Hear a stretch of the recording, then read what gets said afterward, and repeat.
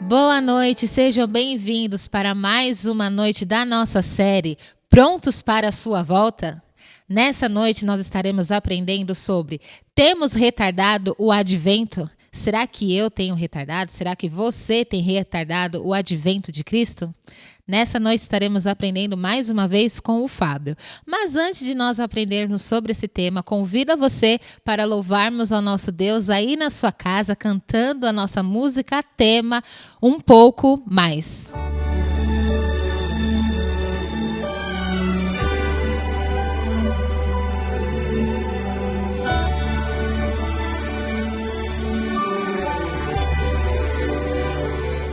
Mais uma vez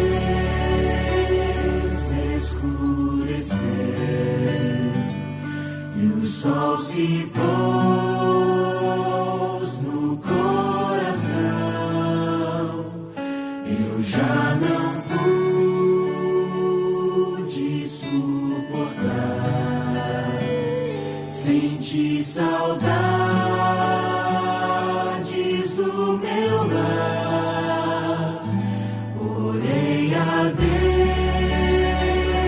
em aflição, a Ele abri meu coração. Foi quando alguém tocou em mim e ouvi Jesus dizer assim: é só um pouco mais, um pouquinho mais, logo irei aí te buscar.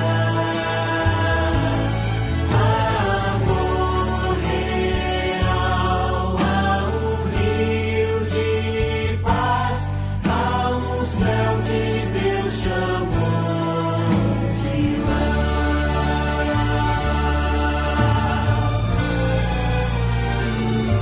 Mais uma vez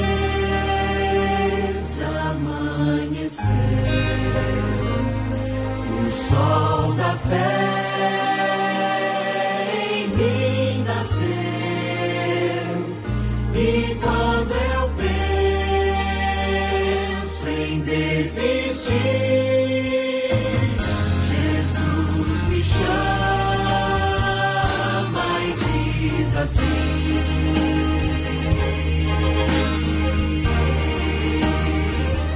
é só um pouco mais, um pouquinho mais, logo irei aí te buscar.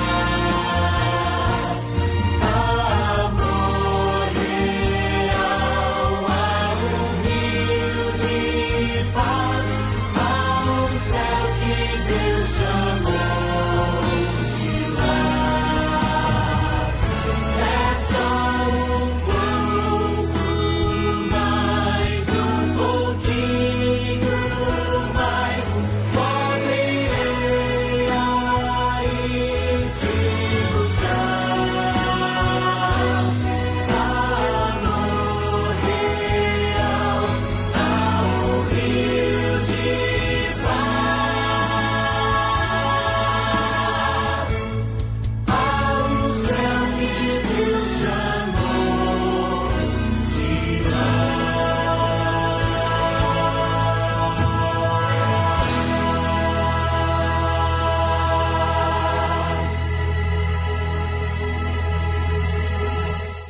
Depois de louvarmos ao nosso Deus, convido você para curvar a sua fronte para nós falarmos com o nosso Deus.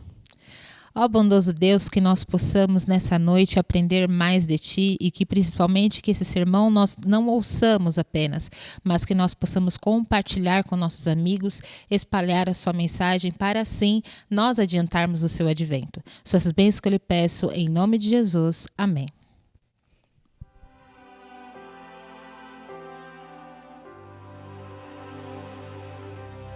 Sempre ouvi que existe um céu, que meu Jesus preparou para mim, mas nunca pude imaginar o que estava a me esperar neste meu novo e lindo lar.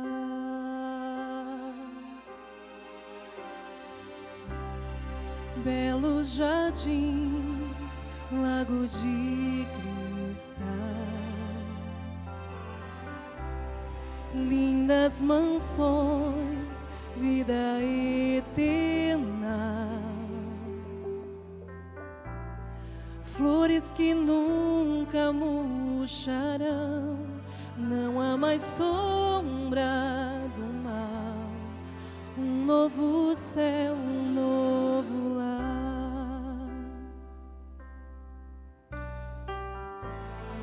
Eu não preciso mais sonhar,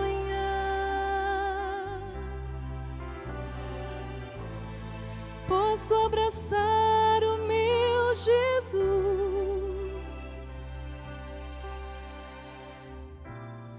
posso tocar em suas mãos, ver as feridas do amor, eterno amor que me salvou.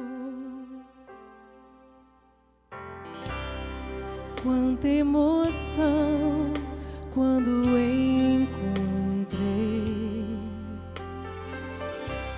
amigos e irmãos por quem sempre orei, e os que dormiam no Senhor agora cantam em louvor, glórias ao Rei, meu Salvador.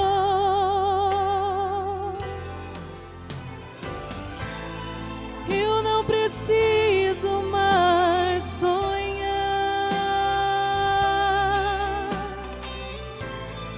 posso abraçar o meu Jesus,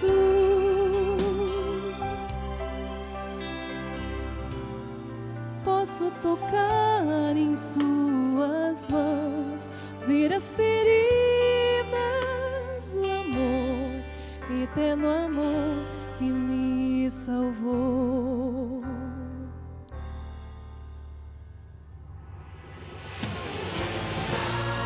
Eu não preciso mais sonhar, posso abraçar o meu Jesus,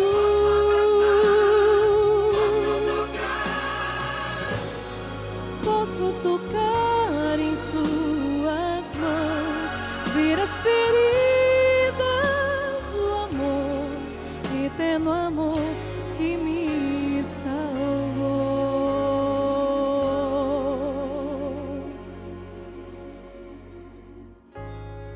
Eterno amor que nos salvou.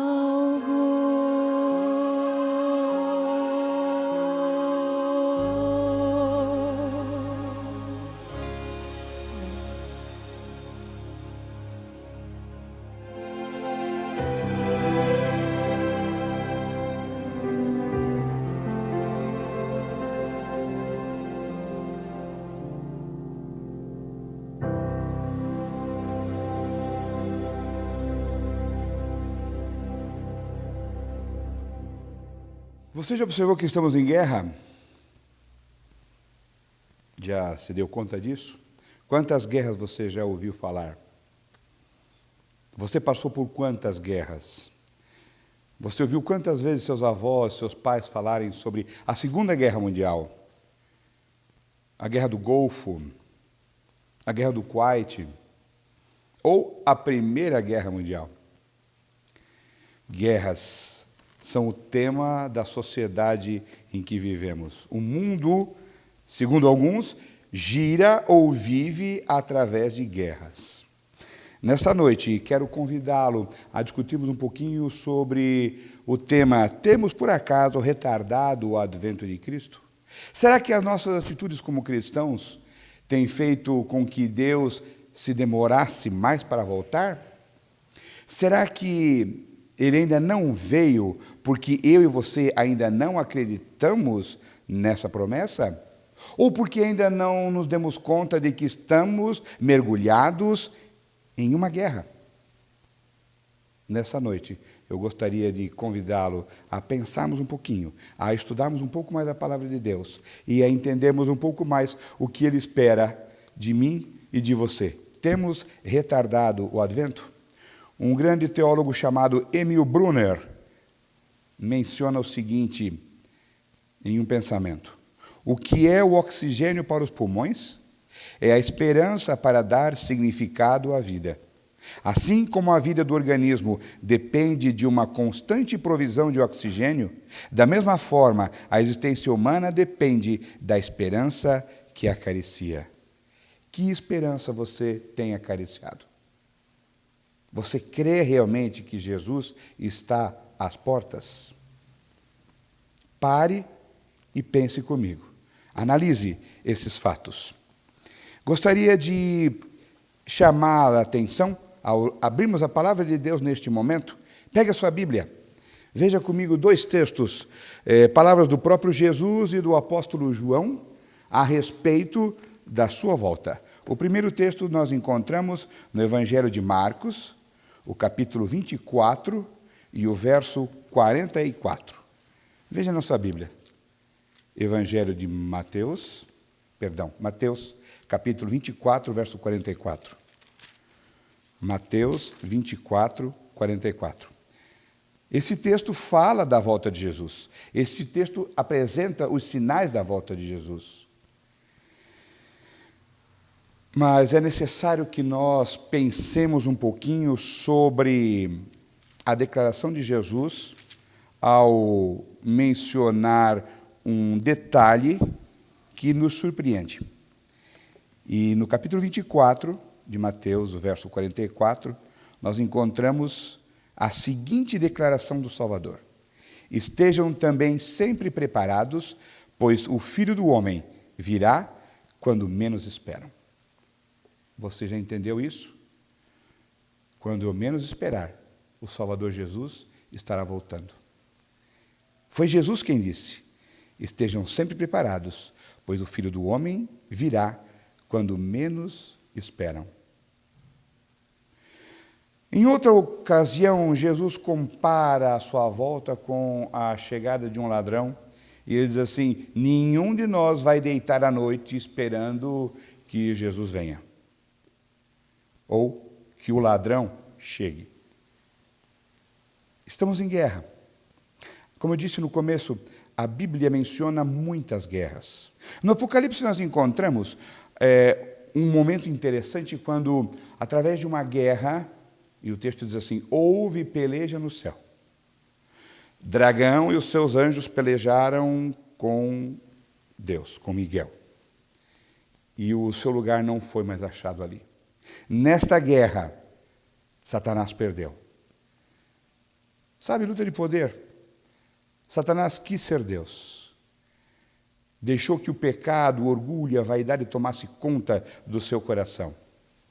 E ele perdeu essa guerra. E a Bíblia diz que ele foi expulso para este planeta. E nós, aqui, hoje, somos alvos também desta guerra. Em Gênesis, nós encontramos que a sequência se deu da seguinte maneira: após Satanás ter perdido a guerra no céu, ele agora vai para mais uma batalha. E ao tentar nossos primeiros pais, lá no Éden, ele fez de tudo para que Adão e Eva deixassem de seguir a Deus, deixassem de acreditar nas suas promessas, deixassem de se relacionar com Deus. Ao perderem a batalha, quando desobedeceram a uma única ordem dada por Deus, a guerra continua, que havia sido iniciada no céu e agora aqui na terra conosco. E nós vemos esse desdobramento nos séculos, nos milênios, e chegamos hoje em 2020. Essa guerra continua.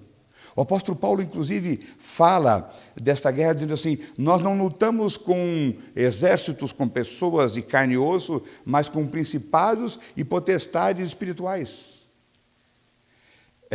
A nossos olhos uma guerra invisível, mas que está ocorrendo. Ela é palpável.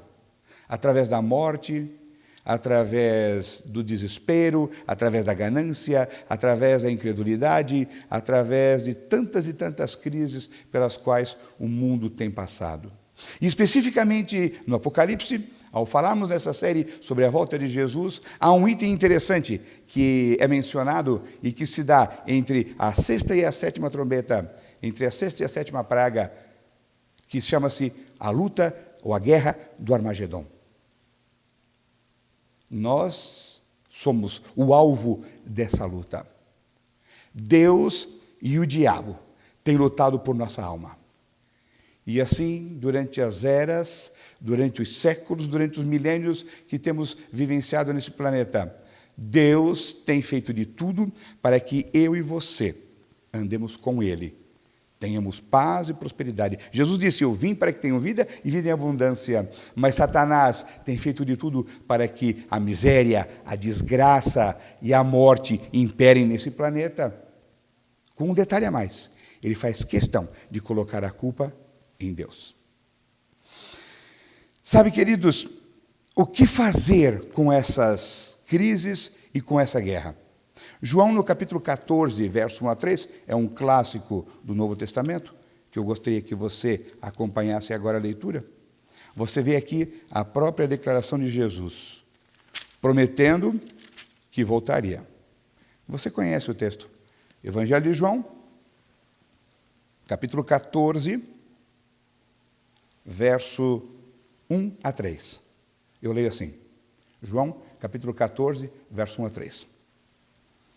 Não deixem que seu coração fique aflito. Creiam em Deus, creiam também em mim. Na casa de meu pai há muitas moradas. Se não fosse assim, eu lhe teria dito: vou preparar lugar para vocês. E quando tudo estiver pronto, virei buscá-los, para que estejam sempre comigo onde eu estiver. Que promessa, não é verdade? Em meio a esta guerra, em meio a estas crises, em meio a tantos problemas que temos enfrentado como cristãos, como seres humanos, essa guerra não tem poupado a ninguém. Nem ricos, nem pobres, nem cristãos, nem budistas, nem muçulmanos. Todos têm sofrido sob os ataques de Satanás. E sabem, meus prezados, Jesus tem feito de tudo e deixou sua palavra, veio a este mundo, mostrou como viver, mostrou como ser dependente do Pai, prometeu a capacitação do Espírito Santo, como falamos numa noite anterior, sobre Yeshua Serode, a capacitação.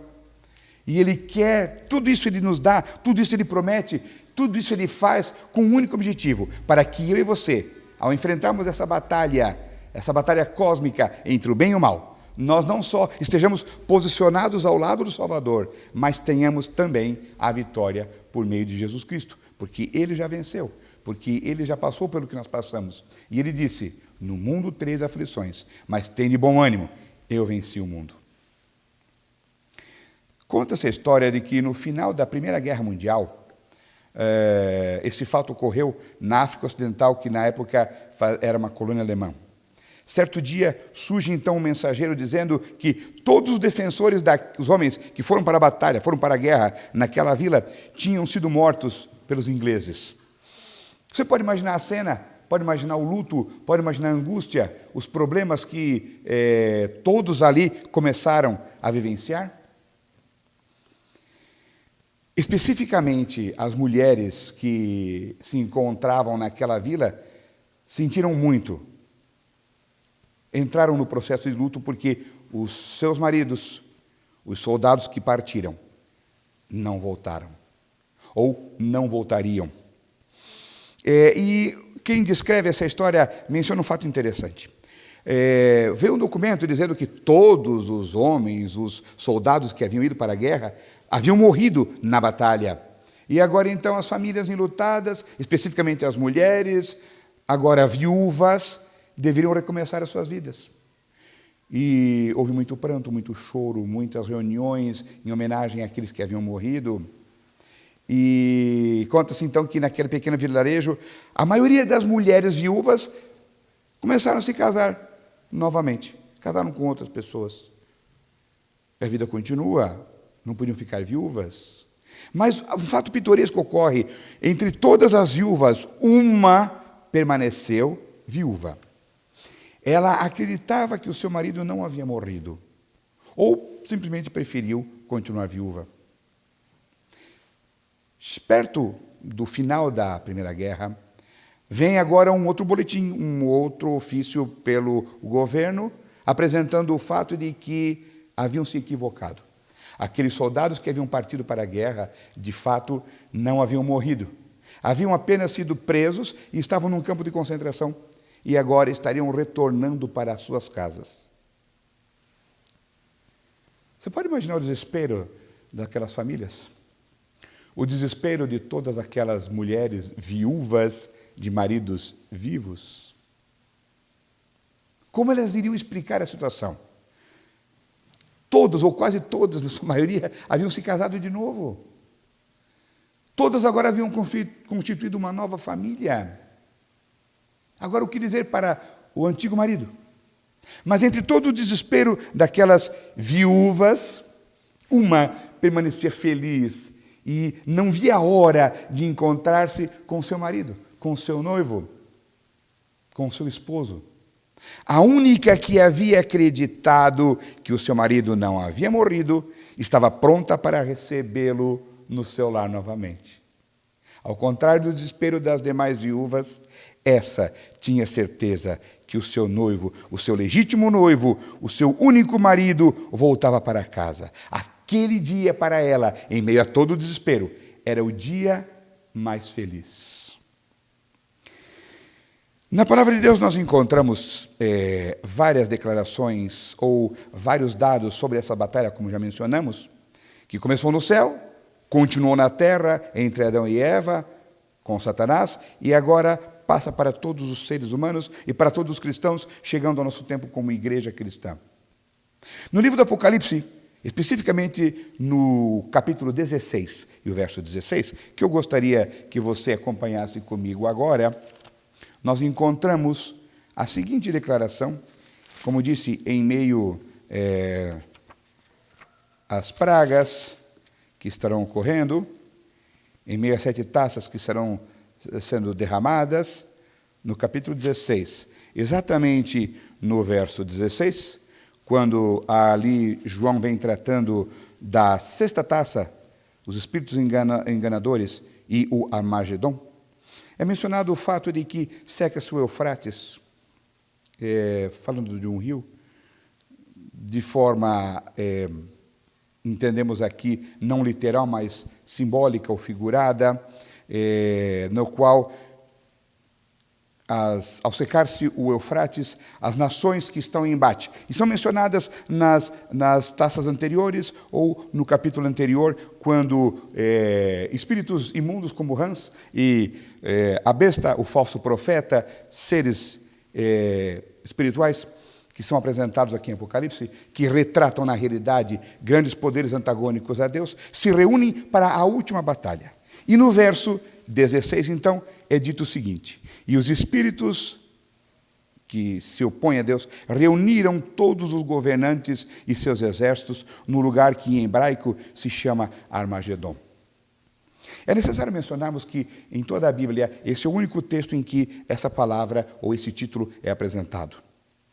É uma expressão transliterada do hebraico, Armagedon. Har, de montanha ou cidade, e Magedon, da qual se traduz, uma das possíveis traduções seria Megido, ou campo de Megido, ou da palavra Moed, que se refere congregação, assembleia ou um lugar de reunião. De fato, um lugar chamado Armagedon não encontramos em nenhum local deste planeta. Megido, muito menos. Encontramos uma região, uma planície, que é mencionada em 1 Reis, em 2 Crônicas e em Zacarias, um local das quais encontramos as maiores batalhas em que o povo de Israel enfrentou e venceu, saiu vitorioso. A partir desses textos, dessas histórias das grandes batalhas de Israel, João então apresenta esse local e apresenta essa expressão, Armagedon, que na realidade, segundo a maioria dos comentaristas, chegaríamos à conclusão de que se trata, então, de um local não literal, mas, nessa visão profética, um momento antes da volta de Jesus, quando a pregação do Evangelho já ocorreu, quando as pragas estão caindo, e a 7ª praga é, na realidade, a volta de Jesus. Nós encontramos, ou culmina, perdão, com a volta de Jesus, nós teríamos aqui uma designação enigmática de um campo, ou de um momento em que todas as forças do mal estão reunidas. Repito, os espíritos imundos semelhantes a rãs mencionados nos capítulos anteriores, o dragão, que seria uma figuração do próprio Satanás, a besta, que significaria a igreja apóstata desde a Idade Média, e o falso profeta, ou as ditas igrejas atuais que dizem ser cristãs, mas que na realidade não seguem a palavra de Deus. Todos esses grupos agora estarão reunidos neste embate,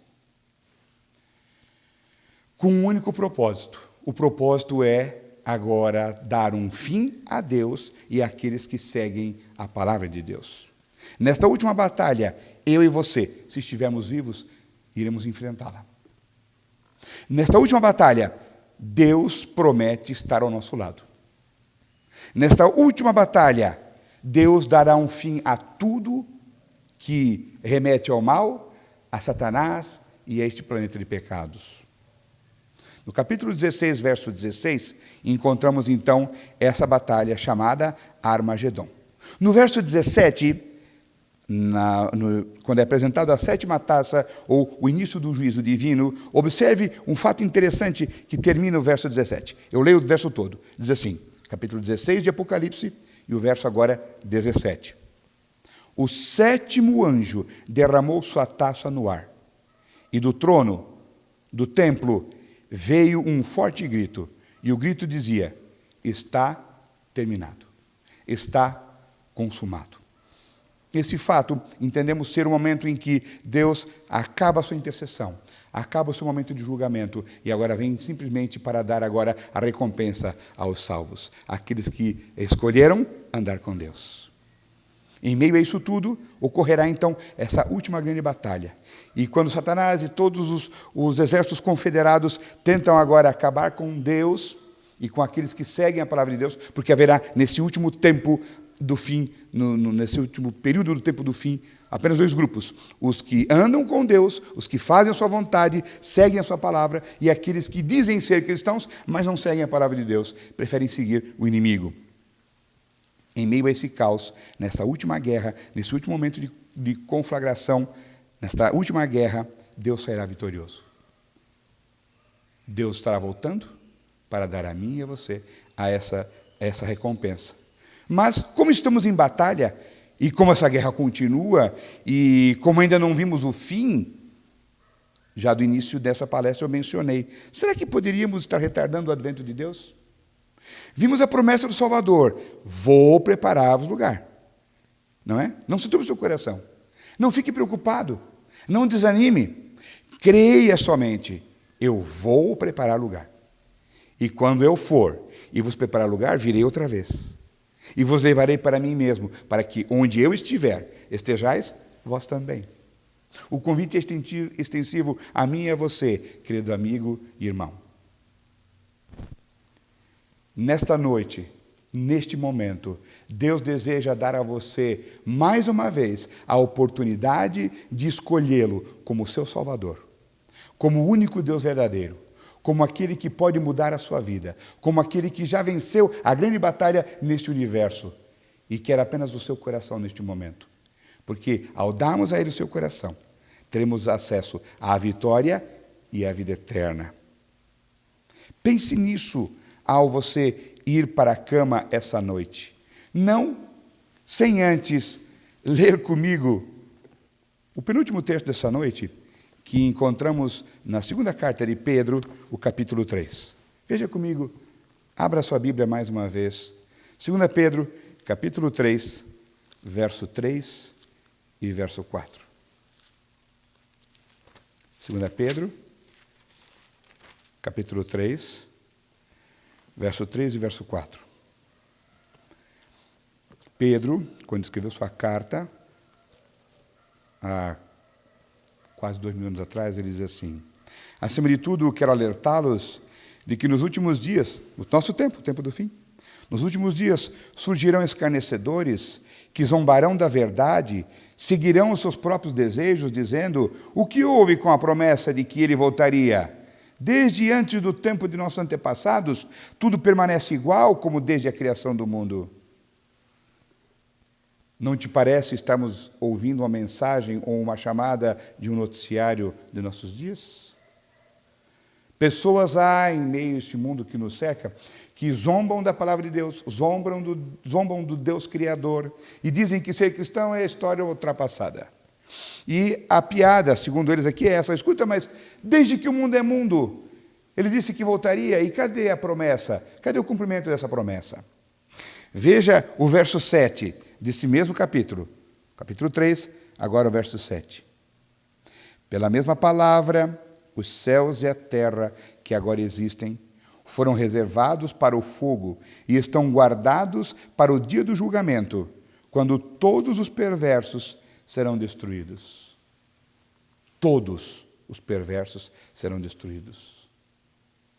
Jesus prometeu voltar e dar fim ao pecado e aos pecadores. Somente irão escapar aqueles que creem, aqueles que o aceitam como Salvador pessoal. E o final dessa declaração encontramos no verso 9, que é um clássico do Novo Testamento.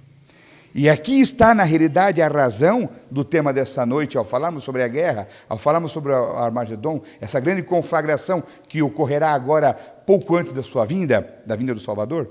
Vemos o verso 9, capítulo 3 de 2 Pedro, e o verso 9. 2 Pedro 3, verso 9. Eu leio: na verdade, o Senhor não demora em cumprir sua promessa, como pensam alguns. Pelo contrário, Ele é paciente por causa de vocês. Não deseja que ninguém seja destruído, mas que todos se arrependam.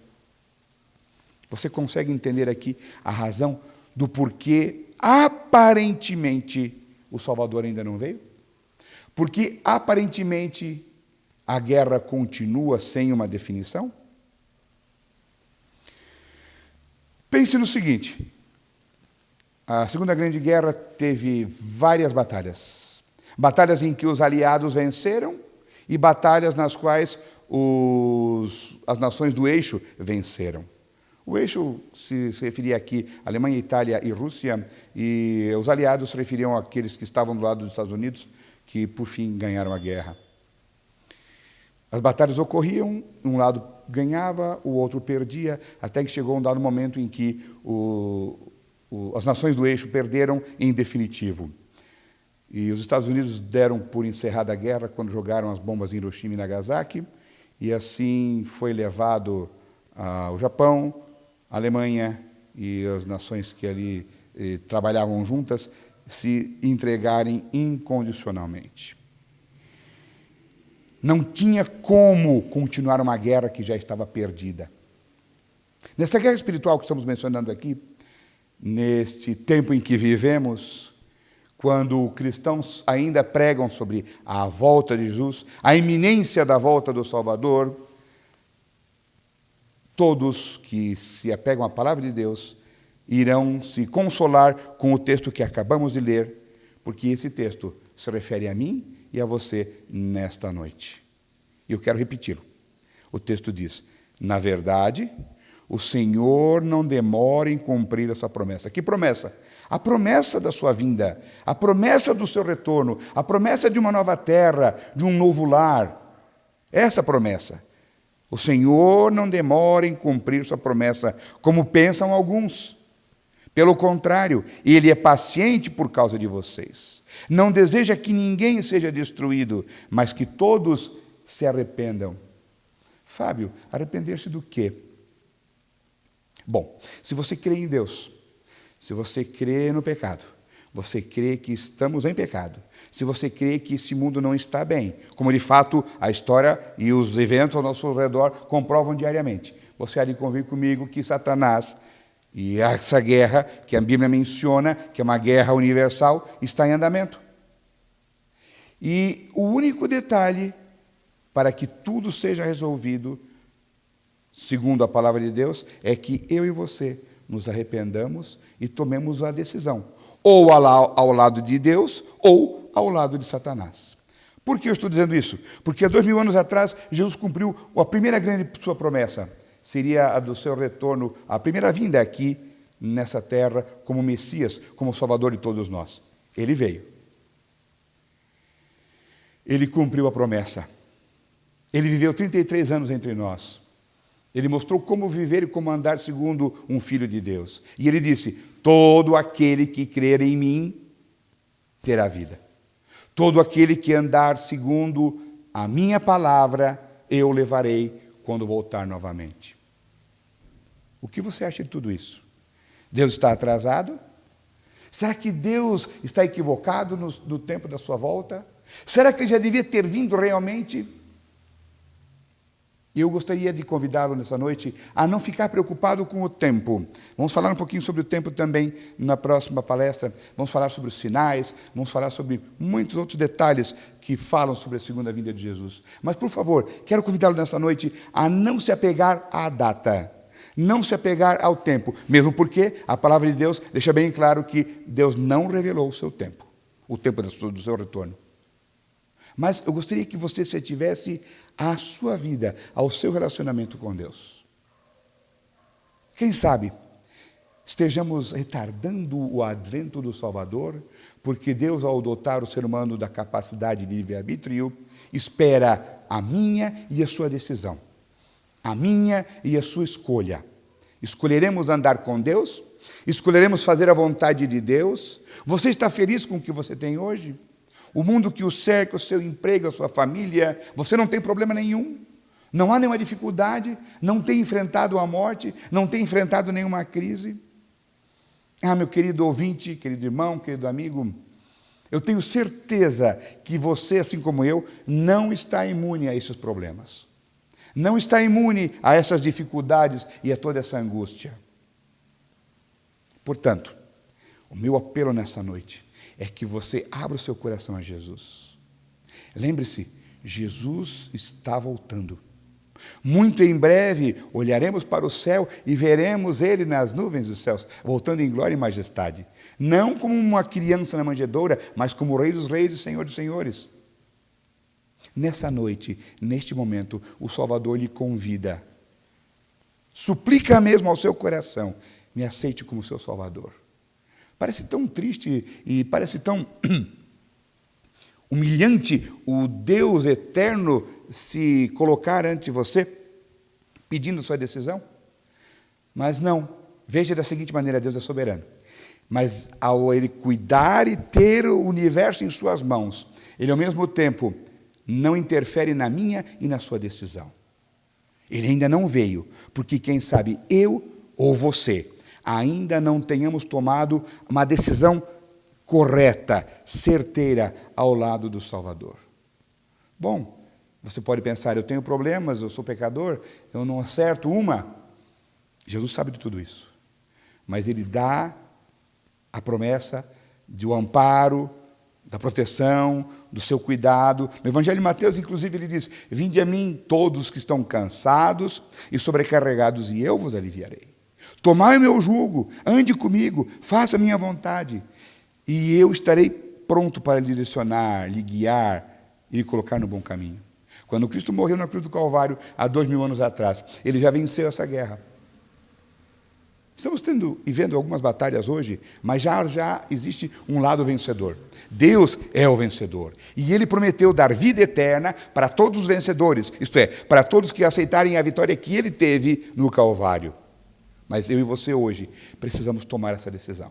Eu e você precisamos hoje nos posicionarmos ao lado do Salvador. O Senhor não retarda a sua promessa. Ele apenas espera hoje a minha e a sua decisão. Os exploradores espanhóis, quando vieram aqui na pessoa de Cristóvão Colombo para descobrir a América, num primeiro momento, na primeira chegada, eles se depararam com umas montanhas muito bonitas.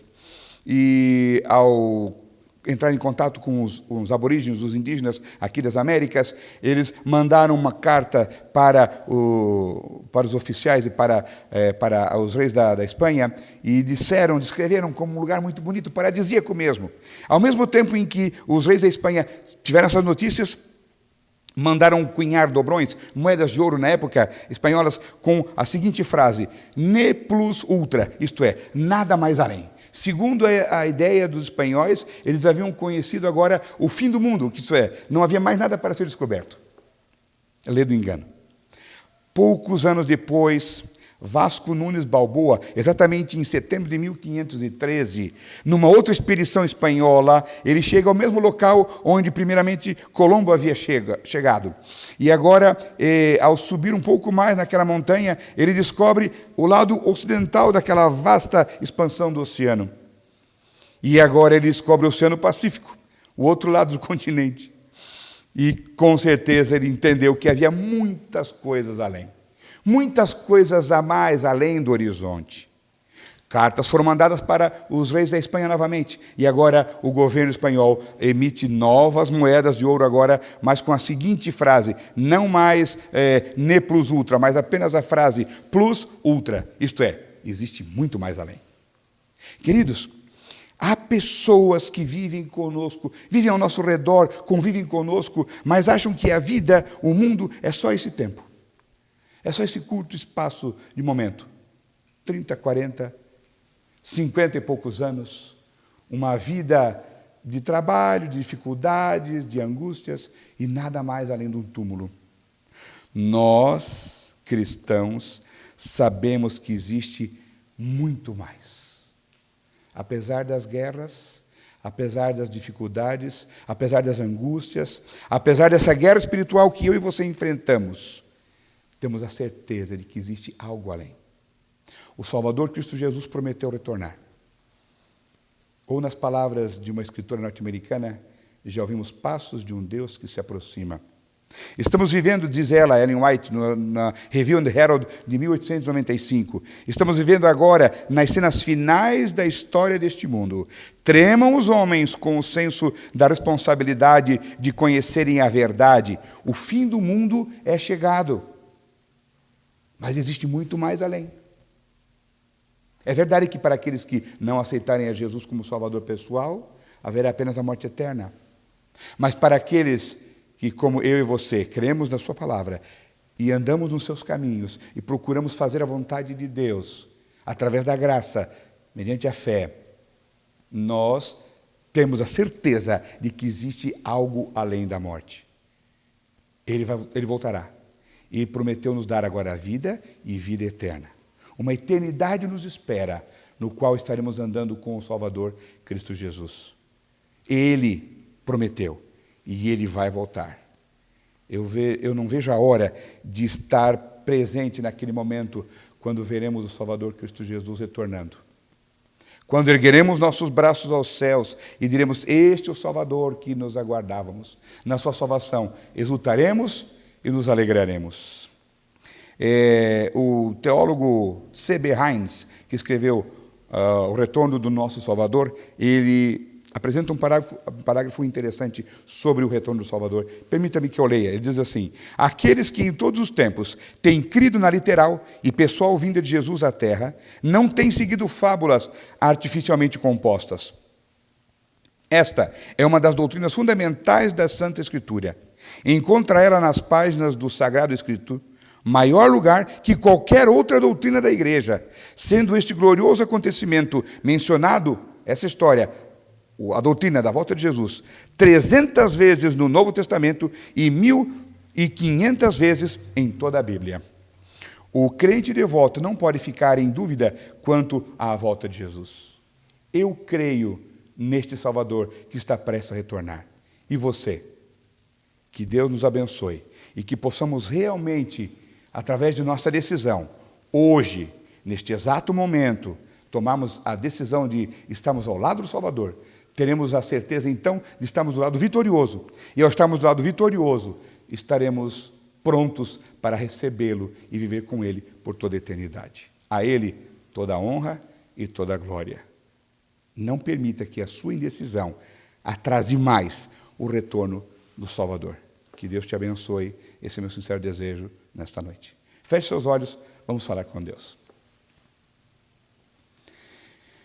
Grandioso Deus, querido Pai, a Ti, Senhor, a nossa gratidão nesta noite pela oportunidade de mais uma vez lermos a Tua Palavra e de entendermos de que em meio a esta guerra entre o bem e o mal, temos já um lado vencedor. Sabemos que Tu, ó Deus, és o nosso Deus, que Tu és vencedor, que venceste a morte ao dar a Sua vida no Calvário e ao ressuscitar hoje intercede por cada um de nós. Muito obrigado, Senhor, pelo que tens feito. Muito obrigado pelo poder que nos tens dado para vencermos a cada dia as batalhas de nossa existência.